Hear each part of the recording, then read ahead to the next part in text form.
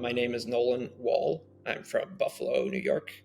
My diagnosis was large diffuse B-cell non-Hodgkin's lymphoma, specifically a T-cell rich subtype, a non-GCB subtype. I don't.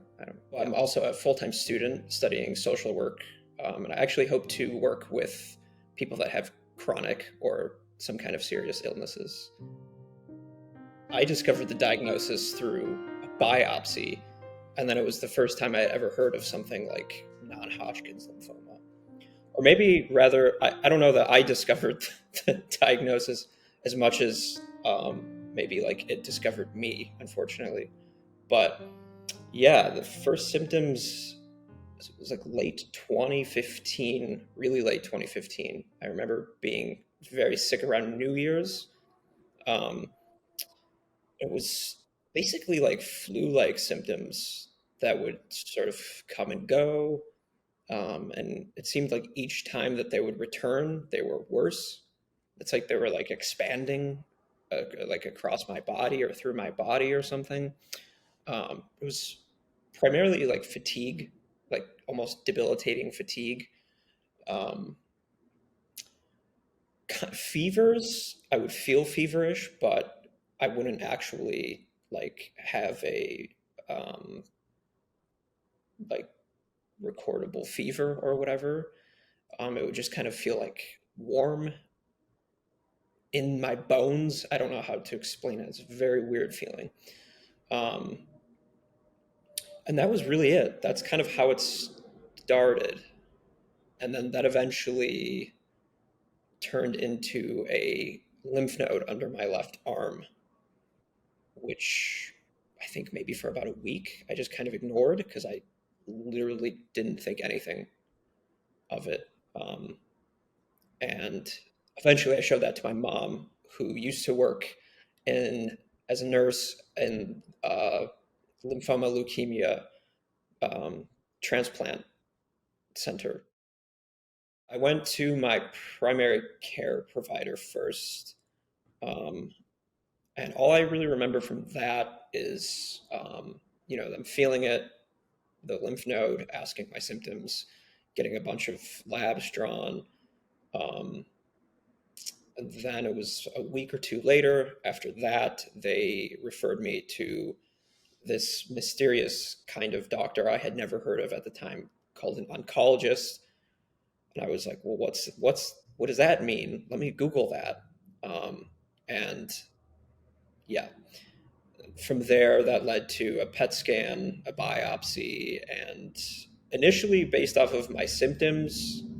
So when I first met the oncologist, he was already positive I had some kind of cancer to whatever extent he could be positive, obviously. Um, but he was thinking like Hodgkin's lymphoma because my symptoms really were not that severe. Um, and yeah, uh, the PET scan though that he ordered, like, kind of dispelled that idea pretty quickly because it was so much disease. The PET scan essentially was like a Christmas tree. It was just lit up absolutely everywhere, um, except for like my brain, thankfully, um, which told him that it was a much more aggressive cancer than Hodgkin's. Um, and yeah, the biopsy later confirmed that.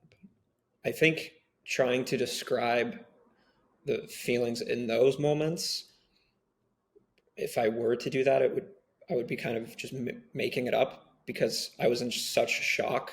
I genuinely don't. I was just completely numb. I was 23, like working a job and just finishing school, feeling generally okay, um, and then completely thrown into a totally different world. And then finding out that it's actually a lot worse than we had expected. Um, First, through the PET scan, seeing the PET scan, and then the diagnosis. based off of the biopsy results. So both times I know that I was in complete shock, and yeah, I don't really remember the actual diagnosis. I don't really remember him talking to me. I remember him saying to me, "Are you listening?" because I was like, checked out, gone. So originally we went with our epoch, which is slightly different from the sort of standard treatment of our chop for large diffuse B cell. And if I remember correctly, my oncologist wanted to go with that approach because I think it's slightly more aggressive. Um, it's also a dose adjusted treatment. So basically, determined by my white cell count 2 weeks or something post infusion, they would increase the dose. And I think I got up to like 3 or 4. Um, I didn't hit the max on the dose, which I was disappointed about. I was like, I really want to hit the, it's like a game or something. I don't know. But yeah, it was dose adjusted R epoch, which was actually fine. Basically, like I was able to do it at home. Um, the first infusion was pretty brutal, mostly because of the like tumor burden, I think is the term. There's just so much cancer dying from the treatment that it, yeah, made me very, very sick. But every treatment with the our epoch, other than the first one, was fine. I think maybe had like a bit of fatigue, but yeah. And that was, I think, 4 or 5 months of treatment. That I started that in April of 2016. Basically, we started it the very next day after the diagnosis was made because it's such an aggressive cancer. And it was just so progressed. He didn't want to. My oncologist didn't want to wait at all to give it any more time. So we started immediately. And yeah, another reason why I was kind of just like not even processing what was happening, sort of more just surviving and going with it, because it happened so quickly. It was so rapid. We finished the epoch in close to the fall of 2016. And then I was in remission for 1 year and like a month, and it came back, the cancer. And so we immediately started salvage treatment, which was rice. It's Rituxim with ice, whatever those drugs are. I don't remember, etoposide and some other ones, some other beautiful drugs. And yeah, that led into a bone marrow transplant. I had a reaction to one of the drugs, and that put me out for like a week and a half. I was in the hospital for about a month. Um, yeah, so I was basically like unconscious for a week and a half. It was like some like an allergic reaction or something, and then the rest of it was just you're so tired, your body is so depleted. It's like your memory or your awareness or whatever is just not encoding anything. So yeah, but by the end of it, I was really pushing to get them to let me out. I was very antsy and ready to go home. Um, Clinically, I was not ready to go home. They were fighting me on it, but yeah, it was. I just remember being nauseous and exhausted, and yeah, feeling like I had probably just been run over by a car or something. I feel like this is kind of when these things are accumulating, the toll that this might be taking, or how it's impacting your life emotionally, mentally. This is sort of when this stuff starts to accumulate, and I was less aware of it then, like less aware of the trauma and the effect that it's going to have on my life and on me as an individual. because you sort of have like a roadmap at that time. You know what to do, you know what's happening. Things are pretty structured in your life and predictable with doctor's visits and infusions and etc. But then basically overnight, all of that changes when you finish treatment and you ring the bell, and now suddenly you're just like given a life back. I wouldn't even say you're given your old life back because you're really not. Um, so yeah, the sort of shock of it, I think, becomes more evident after, really only until after you've finished treatment. And for me, that was first I tried to just in like that year period where I was in remission initially, I immediately went back to school. I think I had a semester left or 2 semesters until I was done. Um, I immediately went back to school as if like nothing had happened. like, um, and at the time, I remember um, thinking about it pretty often and definitely being scared of a recurrence. Like it was like the boogeyman, like, and I actually kind of expected it. Um, expected a recurrence, not for any objective reason. Like the numbers on a recurrence in for patients like me were pretty low. I think he put me around like a 25% chance of a recurrence, but I don't know, maybe I'm like pessimistic or something. I was fully expecting to be within that 25%. Um, and unfortunately, I was my expectations were met with with matched reality. But um, yeah, I was a lot of fear for sure, and very strong feeling of like disconnection, being very disconnected, just from everything, really. Especially like my peers at the time. Um, yeah, um, describe it best as just really being thrown into a different life, essentially, um, and then sort of having to figure out what that new life is. I think in any conditions, like identity is like a process or like a thing you're sort of making your entire life, right? But without these like ruptures or intrusions like illness, like cancer, I think, for most people, it feels a bit smoother or more consistent.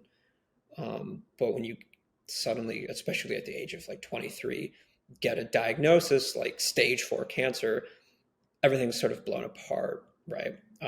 And yeah, at some point later on, if you're lucky enough, you get to try to put the pieces back together as they like fall back down to earth or whatever.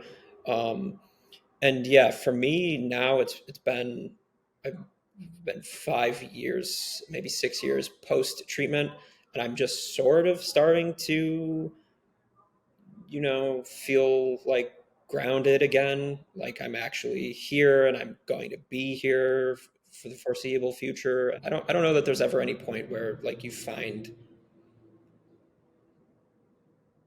like this self or something that was there before treatment or whatever, but it kind of, for me, it's starting to feel like that more. Like I'm starting to feel more like um yeah, almost finding myself again, um like whoever that was before cancer.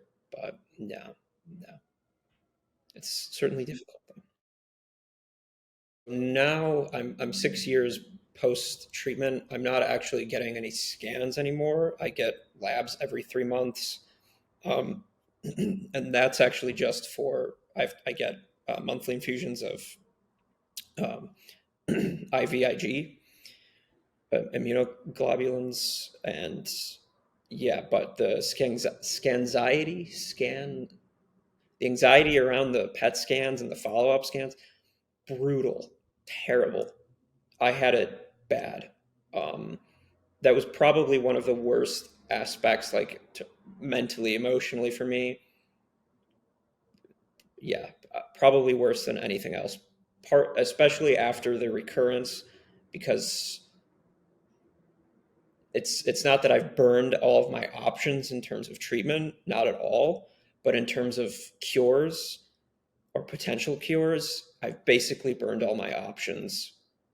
So to me, the reality is, if one of those scans that I was having to get for 3, almost 4 years after my treatment showed disease progression, that was it. That it was just a matter of time then until the cancer won, essentially. Um, so it was very in my mind, and it's how much of this is just in my mind versus reality. It was very black and white, like the results of the scan in terms of like my longevity and health. Um, so every scan to me was really like a yes or no, green light, red light on my future and like my life. Um, and so I had it bad, definitely. Um, but yeah, now thankfully no scans. My primary support like was definitely my mom, um, because she knew this world like inside and outside, um, which was huge for me. She was able to advocate for me. Yeah, like great mom, you know. Um, yeah, and other than that, I had like friends and close family, but a lot of people, um, like friends and family, sort of became distant initially at the beginning. I think originally I was like upset about this. It seemed like people were like awkward about it or uncomfortable about it. But in reality, I think a lot of it was my um, behavior or my reaction to it. Um, I think I tried to really just get through it and not really talk about it.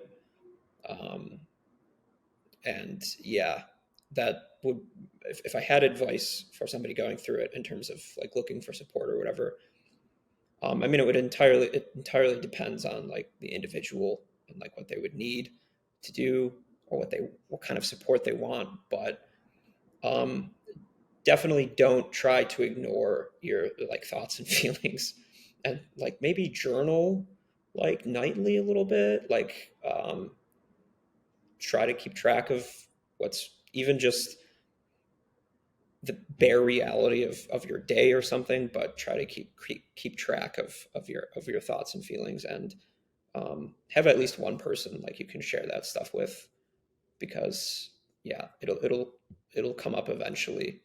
And yeah, um, yeah, yeah, and definitely having an advocate like as you go through treatment that can advocate for you, that maybe knows the process, like is very important, whether that's like family or even like somebody, a nurse you trust or something. um, yeah, very important. My life changed when I was initially diagnosed, and basically just it was a huge setback, really, um, because yeah, there was the initial diagnosis and treatment, and when I finished that treatment, I just picked things up and continued along as if nothing had happened. And I probably would have basically been fine and had finished school, and I would have been done with grad school, 6 or 7 years ago. And no, that's, maybe 5 years ago, I would have been done with grad school, and whatever. I probably wouldn't even be having this interview. I would have just thought about that one random time when I had cancer, but it came back a year later, and that that's kind of really what changed my life or my perspective on life. Um, Probably just because of it's just the trauma of it. It really was just this traumatic like intrusion. Um, and yeah, so I didn't really actually plan much for like my future after that for a while. because I did not know what was going to happen. I and I was that was realistic. It was very realistic, like to worry about whether or not I should even care about finishing grad school or think about a career at that point. Um, so that's kind of why I moved around for a while. I just wanted to like travel and see other places. I always wanted to like live in the Pacific Northwest. Um, so I did that, and yeah. Um, but then basically like 4 or 5 years later, I was kind of like, all right, what am I doing? It seems like, you know, the remission is holding, and maybe I have a shot at a future. And so I went back to school, and yeah, so it really was just a major intrusion. And, I don't want to say it's like it put me behind or anything, because that implies like some kind of trajectory that I should have been on or something, but like everybody's different. Um, but yeah, and in terms of my perspective on life, I really don't know for sure, because mostly I think it's just bad. They're just bad experiences, um, and it's like sort of discovering your mortality at such a young age, and before I was ready, I think, to become so like acquainted with that. Um, and then having had the cancer return, yeah, it just kind of made me feel very like frail and almost awkward, and um, like I would use the word like transient, like I'm kind of here but I'm not. Like for a long time, I was very convinced it was just I didn't have much of a future. Um, so my perspective in one way is worse. um, but in another sense, it that kind of fear does instill a kind of like urgency or like desire to live. It's maybe a bit cliche, but it is true. Um, yeah, like a very sober acquaintance or like familiarity with your like mortality, like it's terrifying and it sucks, and that's a lot of grief, but being realistic about it, it's also, yeah, sort of invigorating in a way.